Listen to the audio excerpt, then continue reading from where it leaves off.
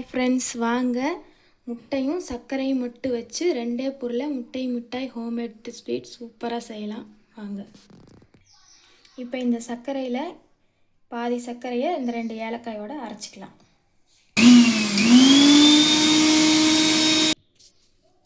இப்போ அந்த 3/4 cup சர்க்கரையில் 1/4 cup வச்சாச்சு, 1/2 கப் பவுட்ரு பண்ணியாச்சு 2 ஏலக்காயோட.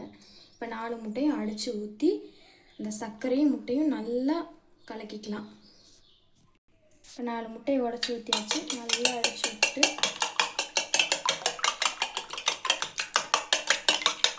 இந்த சுகர் பவுடரையும் உள்ளே போட்டு, உங்களுக்கு சுகர் கம்மியாக வேணுமா எச்சா வேணுமோ அதுக்கு தகுந்த மாதிரி நீங்கள் சுகர் போட்டுக்கலாம். இப்போ இந்த மிச்சம் வச்ச சர்க்கரையை ஒரு கடாயில் போட்டு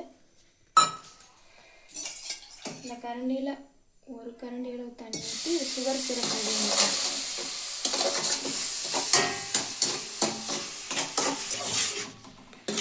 பாருங்கள், இந்த சுகர் சிரப் இந்த மாதிரி கொஞ்சம் ப்ரௌனிஷ் கலர் ஆகிற வரையும் நல்லா கிண்டி விடலாம். அதில் வந்து லைட்டாக பாருங்கள் ப்ரௌனிஷ் கலர் வந்துருச்சு.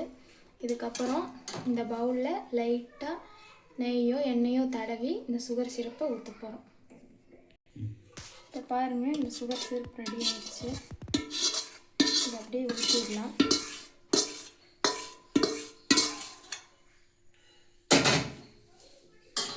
ஊற்றிட்டு நெய் தடவி இருக்கும், அதனால் ஒன்று மேல் ஒன்று ஒட்டாது. நல்லா இப்படி ஆட்டி விட்டுட்டு இந்த முட்டை இருக்குது பார்த்தீங்களா, இதை அப்படியே ஊற்றி இட்லி பாத்திரத்தில் ஆவியில் வேக வைக்க போகிறோம். வேக வச்சு காட்டுறேன் பாருங்கள். இப்போ இந்த மாதிரி இட்லி பாத்திரத்தில் வச்சு நம்ம வேக வைக்க போகிறோம். பாருங்கள், இப்போ சூப்பராக நம்ம வீட்லேயே தயார் பண்ண முட்டை மிட்டாய் தயாராகிடுச்சு. டேஸ்ட்டு வேறு லெவலில் இருக்கும். நான் ஏற்கனவே செஞ்சு ட்ரை பண்ணி பார்த்துட்டேன். இப்போ பிளேட்டில் போட்டு காட்டுறேன் எப்படி இருக்குன்னு பாருங்கள்.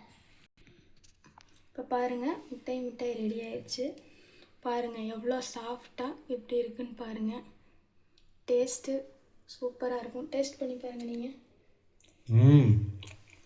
டேஸ்ட்டு வேறு லெவலில் இருக்கும். கண்டிப்பாக ட்ரை பண்ணி பாருங்கள். அடுத்தடுத்து நல்ல நல்ல வீடியோ வரும். எங்கள் சேனலை சப்ஸ்கிரைப் பண்ணி வச்சுக்கோங்க. அடுத்த வீடியோவில் பார்க்கலாம். பாம்பே கேக் மாதிரி.